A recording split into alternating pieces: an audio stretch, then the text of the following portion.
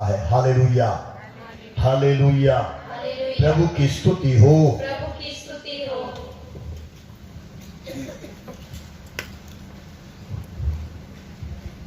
तो मन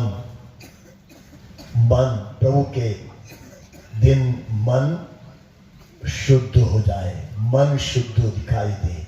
दूसरा है आत्मा। आत्मा, आत्मा, यह आत्मा जो हमारे अंदर का जो आत्मा है वो हमारे मन और शरीर के कब्जे में है।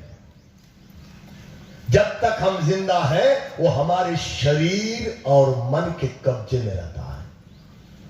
इसलिए क्या होता है, जब हम आत्मा की प्यास बुझाने की कोशिश नहीं करते हैं, केवल शरीर की प्यास बुझाने की कोशिश करते हैं, शरीर की भूख मिटाने की कोशिश करते हैं और मन की भूख और मन की प्यास बुझाने की कोशिश करते हैं, वो आत्मा और कब्जे में होता जाता है, वो अंदर ही अंदर रहता है, क्योंकि उसकी भूख उसकी प्यास हम भूल जाते हैं। और उसके बाद मन की भूख और मन की प्यास, शरीर की भूख और शरीर की प्यास, इसी को बुझाते बुझाते हम इसी दुनिया में समाप्त हो जाते हैं। और इसीलिए क्या होता है, हमारी आत्मा जो शरीर और मन के कब्जे में है वो भी दूषित हो जाती है, वो भी दूषित हो जाती है। कुछ दिनों के बाद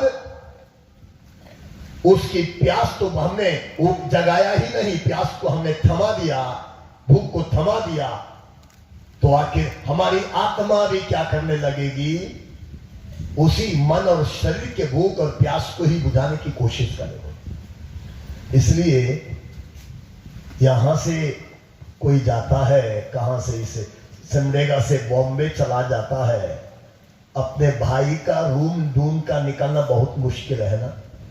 मुश्किल है कि आसान है। दिल्ली चला जाता है, दिल्ली में जाके अपना कोई रिश्तेदार दिल्ली में बसा है, उसको ढूंढ के निकालने कितना मुश्किल है ना। आसान है, मुश्किल है, बहुत मुश्किल है। लेकिन दारू की दुकान ढूंढना कितना आसान है। जी हाँ, दारू कहां मिलता है, बहुत आसान है जाके ढूंढना।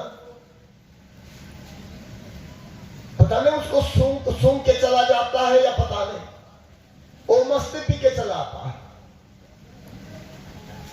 क्यों? क्योंकि आत्मा की भूख, आत्मा की प्यास यही हो चुका है, हमारी आत्मा दूषित हो गई है। Hallelujah, hallelujah. मोबाइल से भी कि अच्छा लोग कोई सी का अच्छा प्रवचन वगैरह देख लें, ढूंढें, जहां कुछ अच्छे विचार ढूंढे, बाइबल का कुछ समझ में नहीं आता, बाइबल में ढूंढे, नहीं मिलेगा, वो न मिलना मुश्किल है। लेकिन गंदी चीजें तुरंत निकल जाती है मोबाइल से, तुरंत, समय नहीं लगता है, हमको ढूंढना कोई मुश्किल नहीं होता है। जी हाँ, हम बोलते हैं, हमारा शरीर इसलिए बोलते हैं, हमारी वाणी है तो वाणी भी दूषित हो सकती है। वाणी में अश्लीलता, वाणी में गाली गलौज, वाणी में वासना की शब्द है ना, कठोरता, वाणी में अशुद्धता, अभिशाप, झूठ, ये सब हो सकता है वाणी में। उससे कार्य जो करते हैं, जी हाँ, अच्छा भी कर सकते हैं, बुरा भी कर सकते हैं, अशुद्ध से अशुद्ध कर सकते हैं। जी हाँ, विचार से लेकर क्या बोलते हैं, लड़ाई झगड़ा मार पीट सब कर सकते हैं, चोरी डकैती का।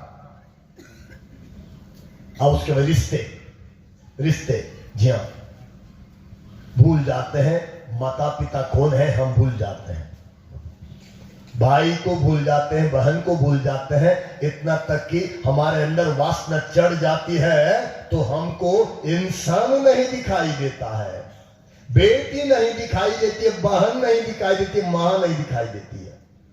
ऐसा हो जाता है ना, वासना चढ़ जाती है, वासना में हम डूब जाते हैं, वासना के हम पहचान नहीं पाते हैं कि कौन है। हम यह सोचते हैं कि बस उपभोग करने वाली चीज है, इस्तेमाल करने वाली चीज है। इसलिए छोटे छोटे बच्चों के साथ भी गलत होता है। अन्याय होता है, गलत होता है, क्योंकि हम रिश्ते भूल गए,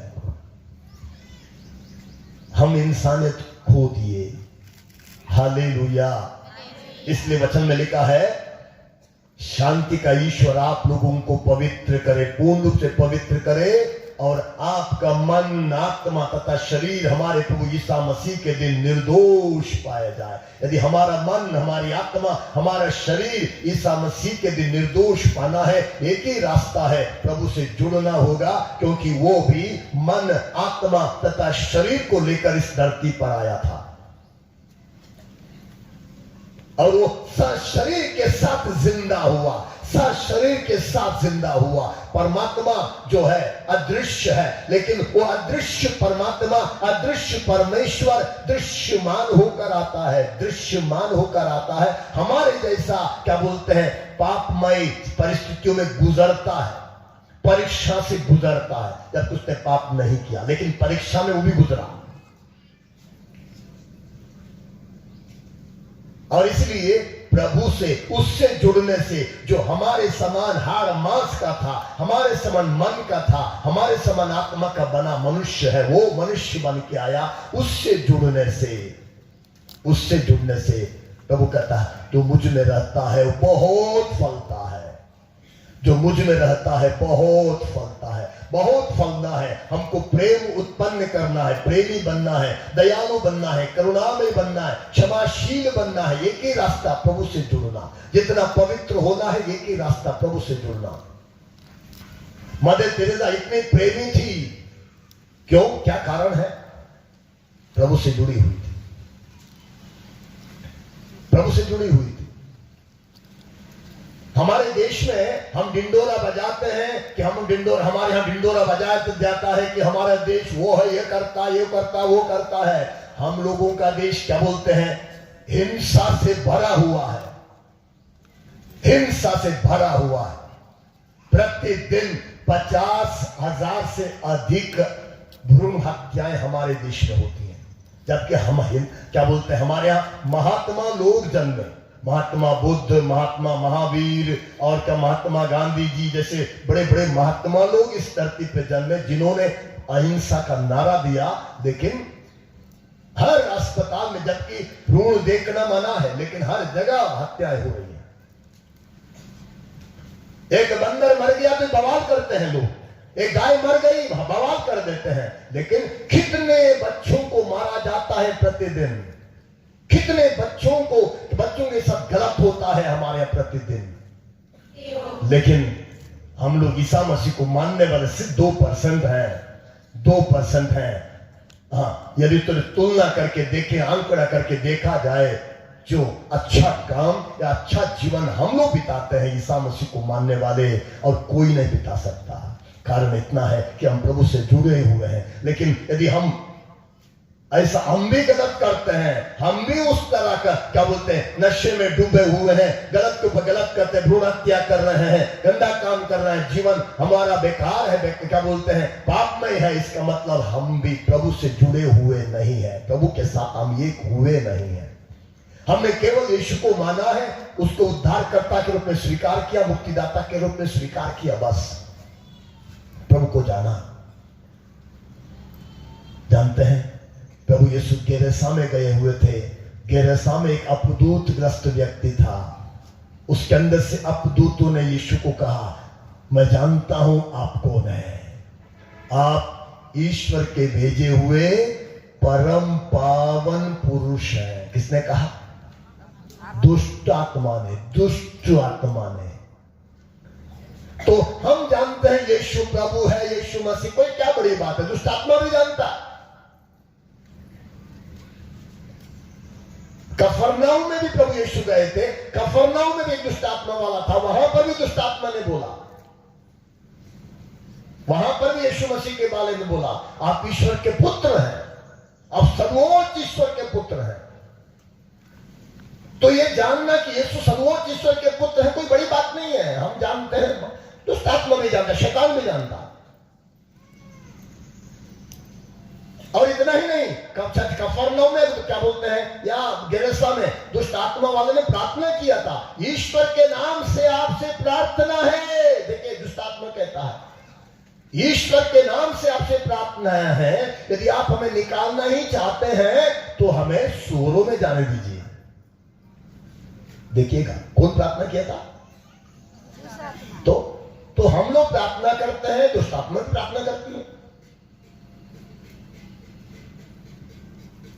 तो प्रार्थना करना काफी नहीं है, यीशु मसीह को जानना मानना काफी नहीं है, हमको यीशु के साथ जुड़ना है, प्रभु यीशु के साथ एक होना है। इसलिए प्रभु कहते हैं तुम मुझ में रहो मैं तुम में रहूंगा। प्रभु वादा करता है, प्रभु कहता है मैं दाखलता हूं तुम डालियां हो।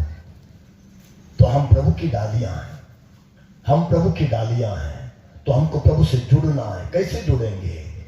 वचन सुन के हम जुड़ सकते हैं, वचन पढ़ के जुड़ सकते हैं, जी हाँ, प्रार्थना के द्वारा जुड़ सकते हैं, विश्वास के द्वारा जुड़ सकते हैं, मिस्सा बलिदान के द्वारा, संस्कारों के द्वारा प्रभु से जुड़ सकते हैं, जी हाँ। लेकिन जुड़ा हुआ रिश्ता बनाए रखने के लिए हमेशा हमको प्रार्थना करने की जरूरत है, हमेशा वचन सुनने की पढ़ने की जरूरत है, हमको हमेशा संस्कारों में भाग लेकर संस्कार ग्रहण करने की जरूरत है, ताकि हम प्रभु से जुड़े रहें। हालेलुया, हालेलुया, प्रभु की स्तुति हो, ईश्वर को धन्यवाद। आंखें बंद करेंगे, निर्णय लेते हुए कि हम प्रभु से जुड़ना चाहते हैं, प्रभु में एक होना चाहते हैं।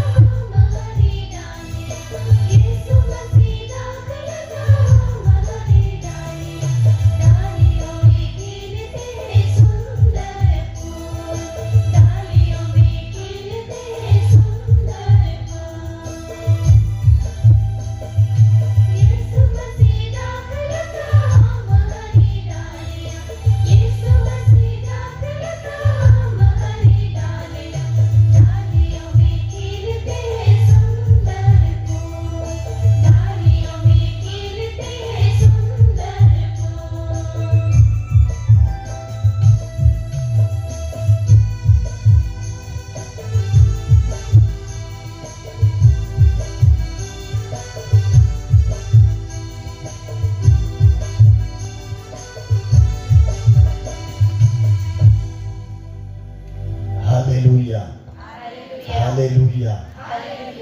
दाखलता में हम डालियां हैं और डालियों में खिलते हैं सुंदर फूल, लेकिन शैतान कभी नहीं चाहता है कि डालियों में सुंदर फूल खिले। इसलिए हमारी लड़ाई किसी हमारे आस पड़ोसी से नहीं है, हमारी लड़ाई इंसान से नहीं है, हमारी लड़ाई किससे है? शैतान से। इसलिए संत पेतरुस कहता है आपका शत्रु शैतान दहाड़ते हुए सिंह की तरह विचरता है कि किसे फाड़ खाए। इसलिए एफेसियों के नाम संत पौलुस का पत्र अध्याय 6, एफेसियों के नाम संत पौलुस का पत्र अध्याय 6 वचन 11 से 13 तक कोई पढ़िए। आप ईश्वर के अस्त्र शस्त्र धारण करें। आप ईश्वर के अस्त्र शस्त्र धारण करें, जिससे आप शैतान की धूर्तता का सामना करने में समर्थ हो। क्या धारण करें?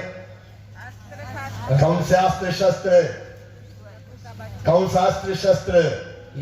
ईश्वर के अस्त्र शस्त्र धारण करें ताकि आप शैतान की दुर्दता का सामना करने में समर्थ हो। आगे पढ़िए।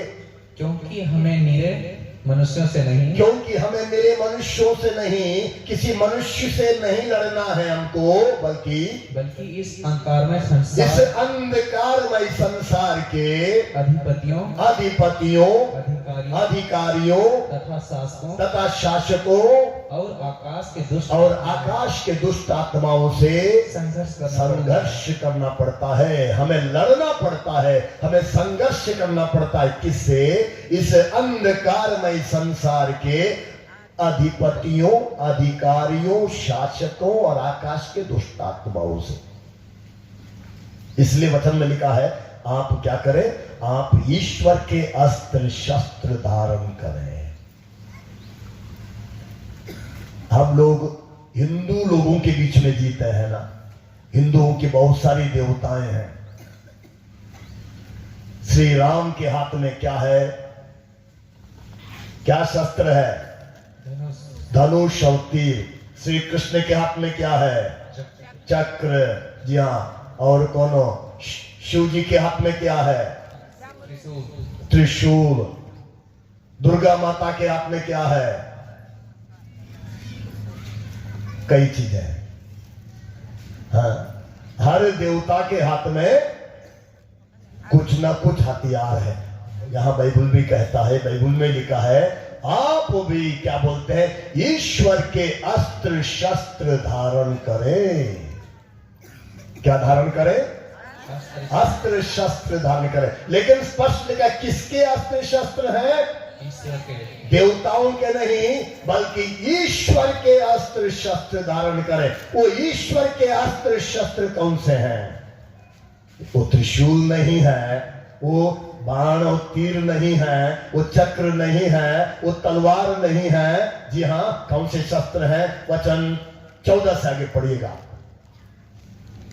आप सत्य का कमरबंद, आप सत्य का कमरबंद, कमरबंद में बेल्ट। सबसे पहला शस्त्र सत्य, सत्य का कमरबंद पकड़कर बाहर। उसके बाद कसकर धार्मिकता का कथन, धार्मिकता का कवच धारण कर। कौन सा कवच है वो?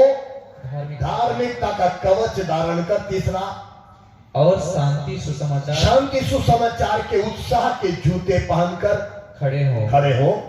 साथ ही विश्वास की ढाल, साथ ही विश्वास की ढाल धारण करे रहे। उससे आप दुष्ट के सब अग्निमय बाण बुझा सकेंगे। इसके अतिरिक्त मुक्ति का टोप पहन ले, और आत्मा की तलवार अर्थात ईश्वर का वचन ग्रहण करें। पांचवा शस्त्र ईश्वर का वचन। उसके बाद पढ़िए, आप लोग हर समय आत्मा में सब प्रकार की प्रार्थना तथा निवेदन करते रहिए। छठवां शस्त्र है। पहला शस्त्र वचन 14 में लिखा है, आप सत्य का कमर बंद कसकर। पहला कमर बंद बेल्ट। सबसे पहला शस्त्र है सत्य। सत्य, सत्य मतलब ईमानदारी।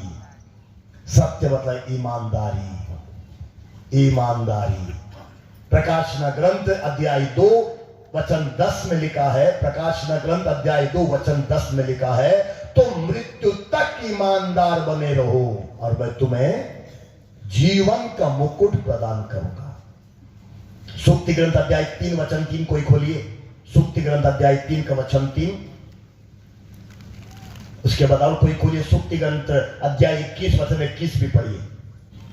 प्यार और ईमानदारी को अपने से अलग नहीं करें। प्रभु का वचन कहता है, प्यार और ईमानदारी को अपने से अलग नहीं करें। उन्हें अपने गले में बांध ले। कैसे? जब ताबीज गले में बांधा जाता है, क्रूस गले में बांधा जाता है, उसी प्रकार प्यार और ईमानदारी को अपने से अलग ना करें। ईमानदारी को अपने से अलग ना करें, क्योंकि ईमानदारी को अलग कर दिया बर्बाद हो गया। जी हाँ, हमारा देश बर्बाद क्यों होता है? क्योंकि हमारे यहाँ क्या बोलते, ईमानदारी नहीं है। और जो ईमानदार है उसको सत्ता में रहने नहीं दिया जाता है। वो IAS हो या IPS हो, तो ईमानदार है उसको क्या बोलते हैं, उसका बर्बाद करने के लिए तुले रहते हैं। यदि अच्छा नेता भी है, ईमानदार नेता है, उसको रहने नहीं दिया जाता। हम गरीब नहीं, हमारे देश गरीब नहीं है, लेकिन हमारे यहाँ क्या हो रहा, गरीब जनता गरीब होती जा रही है, अमीर अमीर होती जा रही है। प्रभु कहते हैं, जो लूका रचित सुसमाचार अध्याय 16 में लिखा है, वचन से 11 में है, जो छोटी से छोटी बातों में ईमानदार है वो बड़ी बातों में भी ईमानदार है, जो छोटी से छोटी बातों में बेईमान है वो बड़ी बातों में भी बेईमान है। सूक्ति ग्रंथ अध्याय 21 वचन 21 पढ़िए। सूक्ति अध्याय 21 वचन 21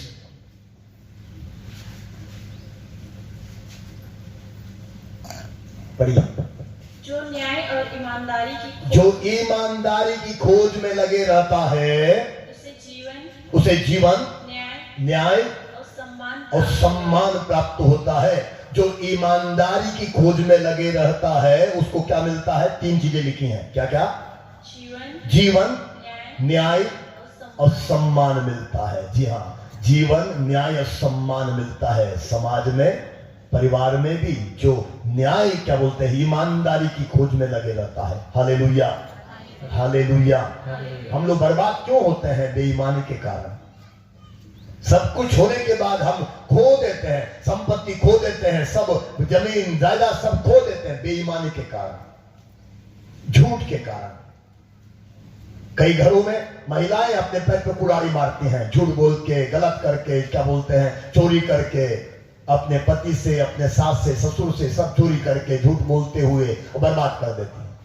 धार्मिकता दिखावे के नहीं है। शास्त्रीय फरीसियों की धार्मिकता दिखावे की थी।